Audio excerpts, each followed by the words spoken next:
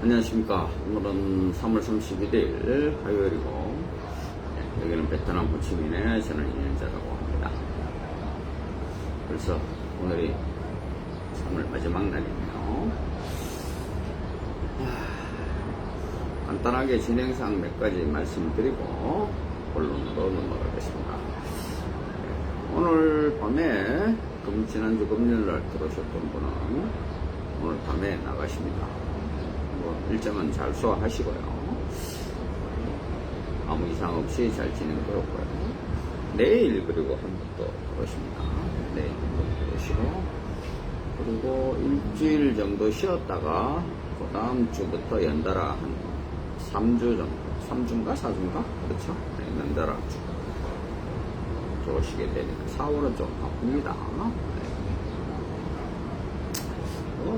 그래 바빠도 저희들은 어차피 뭐 사전에 다 매칭이 돼서 또 카톡으로 대화를 나누고 그 다음에 들어오시기 때문에 별다른 그거 없으면 잘 진행이 되는 편입니다. 뭐 아주 가끔 가다가 이제 서로 만났는데 서로 마음에 안 드시는 분들이 좀 계시는데 그거는 뭐 열에 한두 건이니까.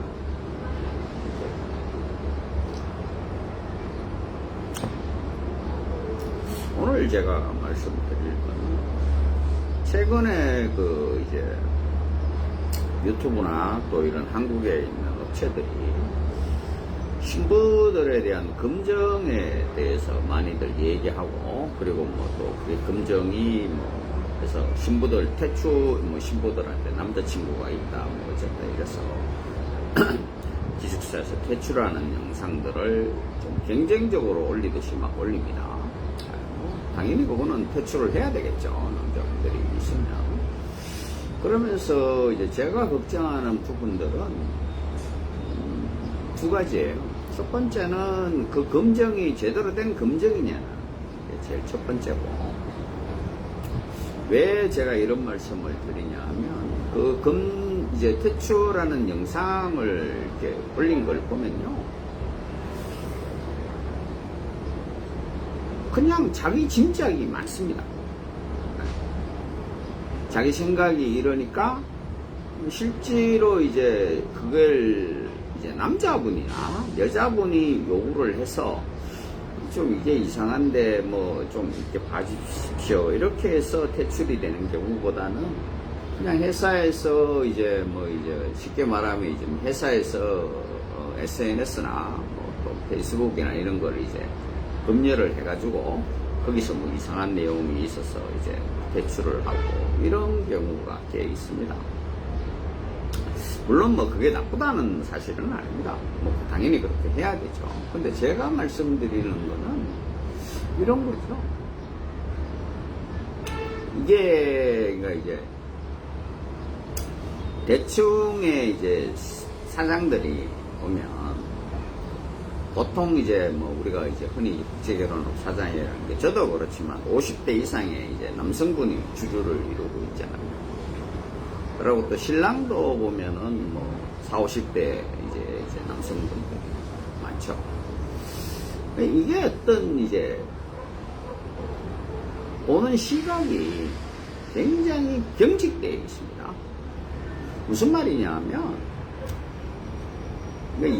제일 다른 게 일단 여자라는 거죠. 남자하고 여자는 달라요. 그리고 두 번째는 이 여성분들이 대부분 보면 이제 뭐 10대 후반에서 20대 초반의 여성분들이잖아요.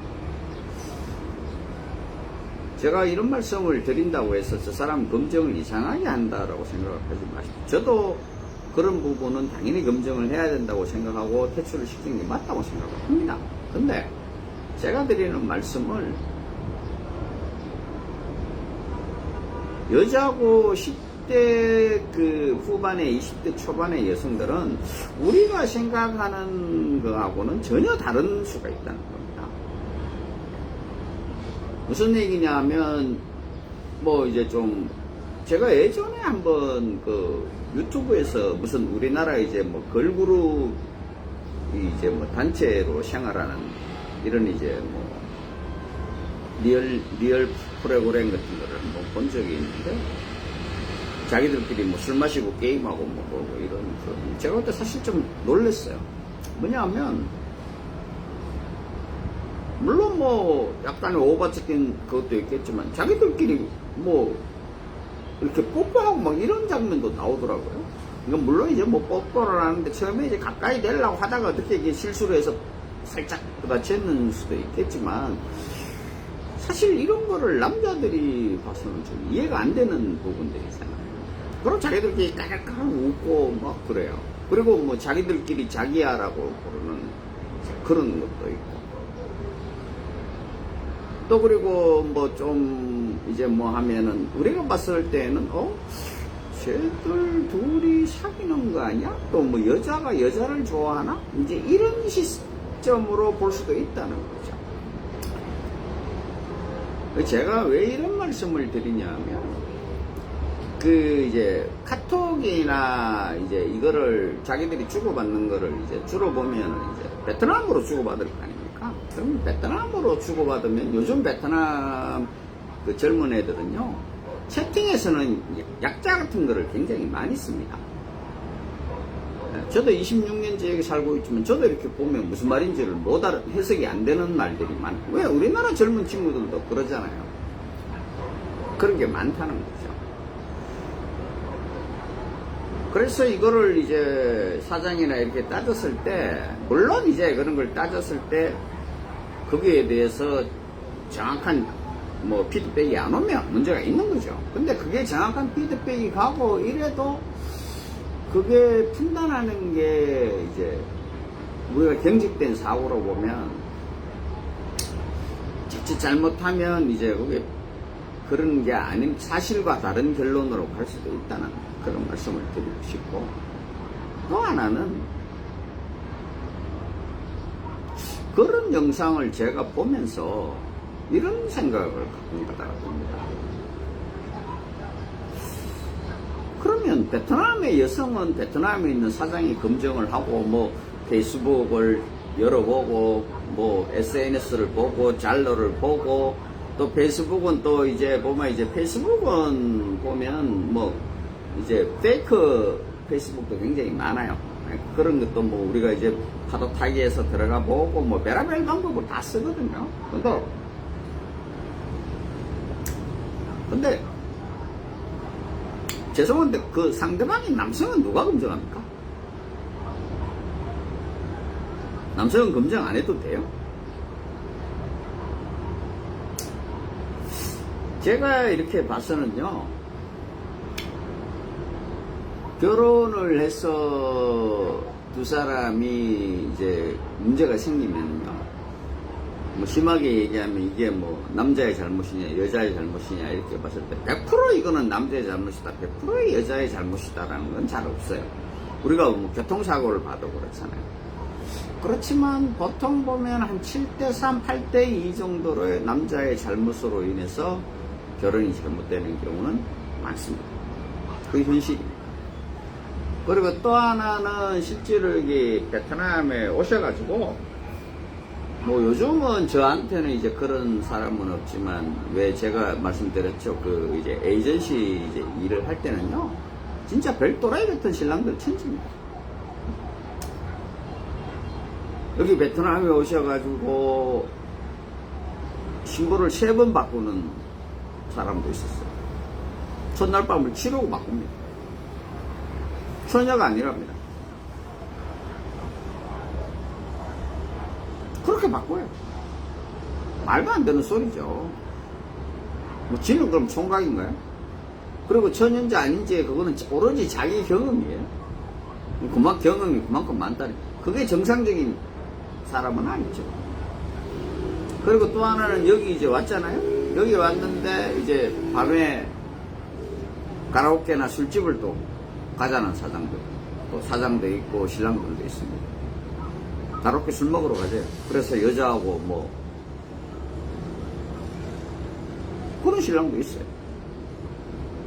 그런다고 해서 그럼 그 신랑을 업체가 야 너 당신이 이상한 사람이니까 당신 결혼하지 마세요 라고 하는 업체는 단 한 번도 없었어요.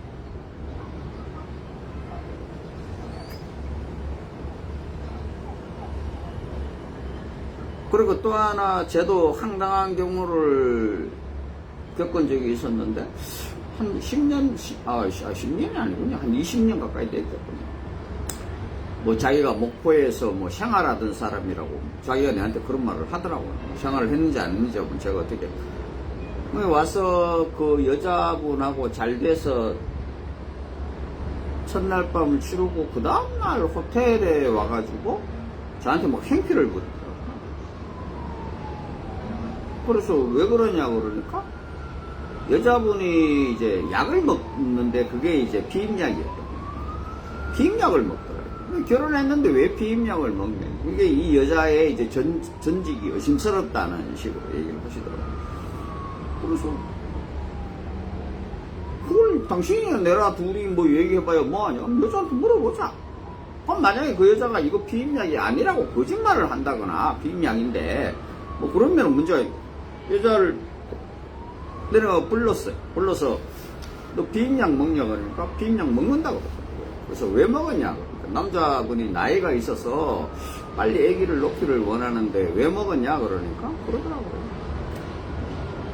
한국 가서 임신하고 싶었다고 그러더라고요. 왜냐면 베트남에 있을 때 임신을 해서 혹시 또 애가 잘못되는 경우도 있을 수 있고, 왜냐면 이제 여기는 그 임신을 하고 이래도 오토바이를 타고 많이 움직거려요. 그러다 보면 애기도 잘못되는 경우도 꽤 많아요.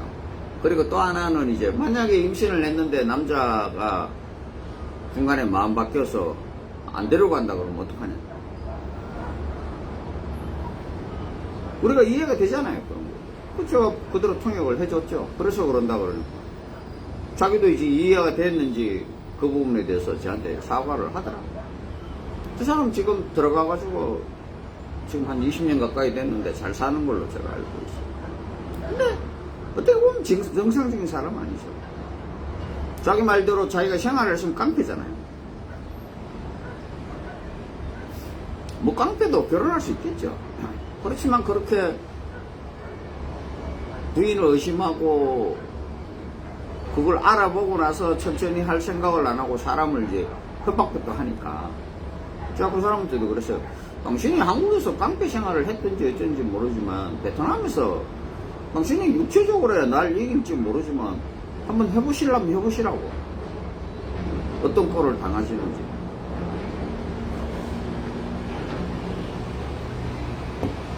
그런 비정상적인 여자보다는 비정상적인 남자가 훨씬 많은데 그런 비정상적인 남자는 검증을 아무도 안 해요. 저도 검증 안 합니다. 못하죠. 그럼 이제 신랑들은 그런 얘기 합니다, 저한테. 아니, 우리는 돈을 내지 않냐. 그래서 우리가 그래서 매매하는 소리를 듣는 겁니다. 그런 식이면. 제가 또 그러면 그러죠. 당신네들은 돈 1,100백만 원을 내지만 여기 아가씨들은 20년이라는 세월을 보내는 거 아닙니까?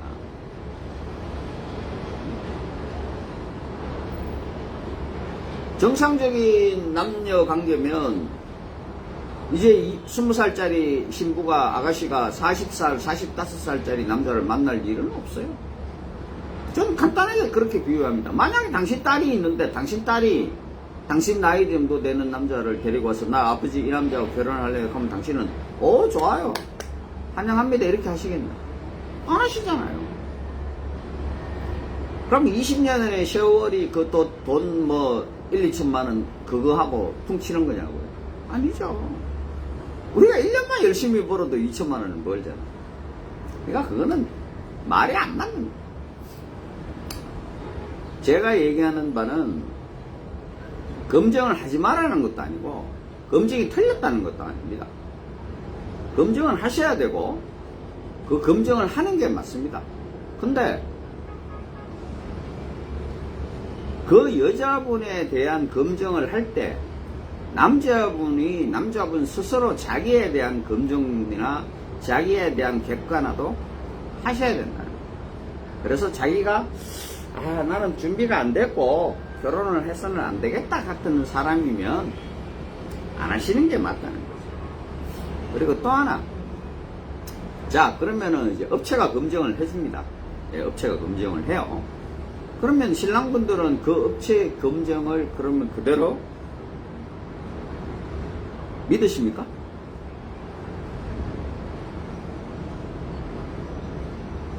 자, 우리가 생각을 해보자고요. 업체들이 수많은 그런 이제 뭐 예전에는 5,000개 이상의 업체들이 있었죠. 지금도 한 300개 넘는 회사들이 있어요. 그 수많은 업체들이 검증을 하고 해서 신부들을 내보낸다고 얘기를 합니다. 자기 회사는. 근데 왜 그렇게 한국에서 사고가 많이 나고 왜 그렇게 한국에서 무슨 일이 많이 납니까? 그거를 믿으시는 신랑분들은 업체가 그렇게 검증을 하고 들어온 사람들이잖아요. 들어온 사람들은. 베트남에서야 뭐 어떻게 해서 검증을 해서 못 들어오게 했어요. 그럼 들어온 사람은 검증이 끝난 사람이잖아요. 근데 왜 자꾸 무슨 일이 생겨요?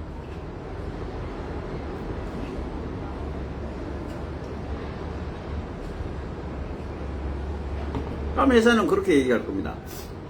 자기 회사는 검증이 확실한데 다른 회사는 모르겠다. 다 그렇게 얘기하죠. 다. 어느 한 회사든 그렇게 아니야. 그냥, 우리는 검증을 허술하게 하니까 우리가 검증하는 거는 믿지 마시고, 사장님들이 알아서 직접 검증하십시오라고 하는 회사가 단 한 군데도 있습니까? 차라리 그러면 그 회사를 믿으시는 게 낫죠. 검증을 안 하고 안 했다고 했으면. 아니라는 거예요. 지금 현재 베트남 호치민에서 가장 검증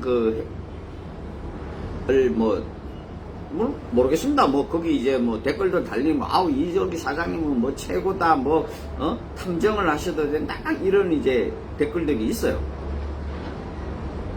근데 그 회사 퇴출률이 얼마나 되시는지 아세요? 50%가 넘어가요. 그 회사 사고율이 50%가 넘어간다고요. 그럼 그 회사는 50%인데 저희 회사 같은 경우에는 사고율이 10%가 안 돼요. 그러면 저는 그 사람의 5분의 1밖에 일을 못하고 그 사람은 제 5배로 일을 잘하냐? 그게 아니라는 거죠.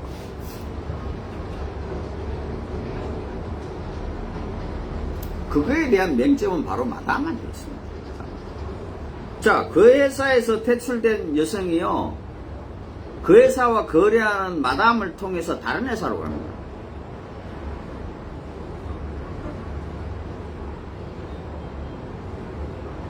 그 회사하고 거래하는 마담이 다른 수많은 회사하고 거래를 하는 거예요.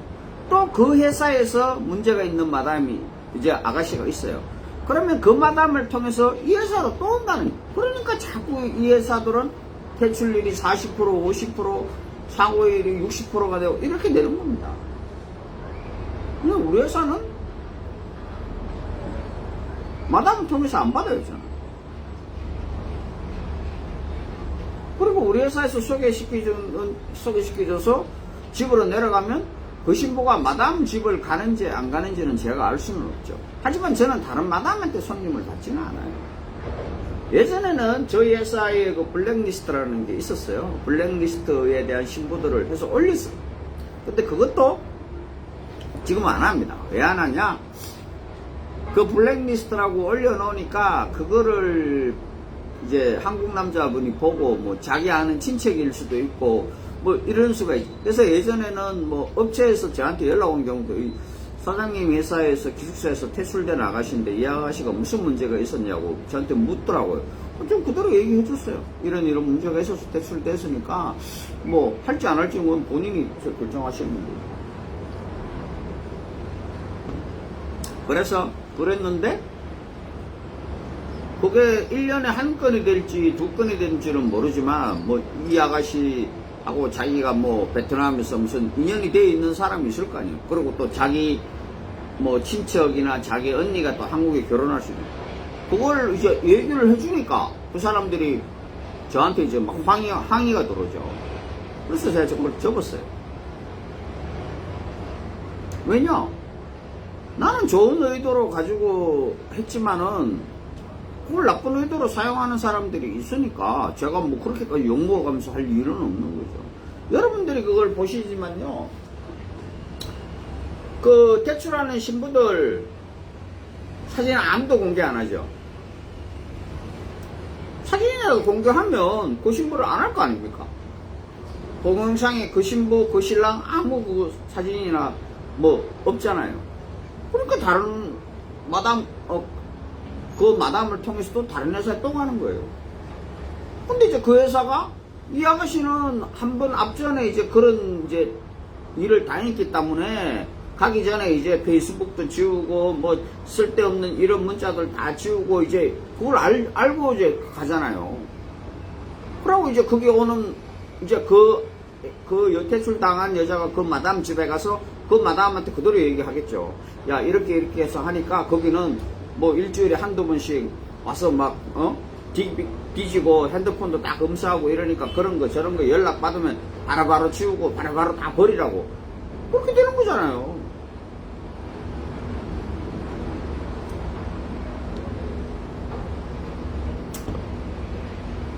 업체의 검증을 믿으시면 안 돼요. 검증을 해주신다 그러면 그 검증에 대해서 그냥 책에 넣는 거지. 판단은 본인이 하세요. 저희들은 검증보다 더 중요한 게 뭐냐, 신랑분들이 안 하겠다 하면 그냥 안 해요. 뭐 그게 뭐 신랑분의 잘못이다 신부의 잘못이다 이런 거 따지지 않습니다. 내가 저 여자하고 하다 보니까 찜찜하고 카톡 빨리빨리 보내도 카톡 대답도 없고 어떤 회사든 그거 때문에 퇴출시키지는 않죠.